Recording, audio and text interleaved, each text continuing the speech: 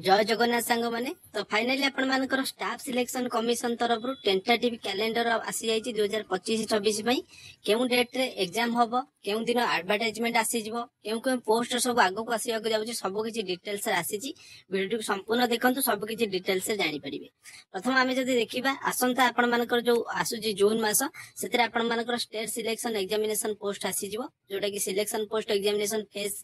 X triple I जो थे कि आपनकर 2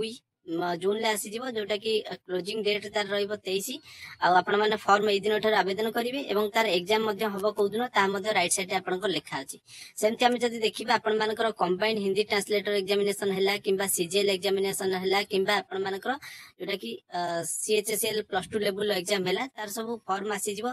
जून 23 रे एवं लास्ट डेट जुलाई 18 8 सेप्टेम्बर 18 सेप्टेम्बर पर्यंत आपनकर एग्जाम हबो। तो जो एग्जाम पय आपण प्रिपरेशन होउचंती ए पीडीएफ टा को आपण माने डाउनलोड कर नंतु ssc.gov.in ऑफिशियल वेबसाइट रे केबे एडवर्टाइजमेंट आसीबो तार एग्जाम केबे हबो ऑनलाइन केबे फॉर्म आवेदन हबो ता मध्ये सब किछि डिटेल्स आपण माने जानि परिबे। एति थिला गोटे छोटिया इन्फॉर्मेशन आपण मानको सो शेयर कली।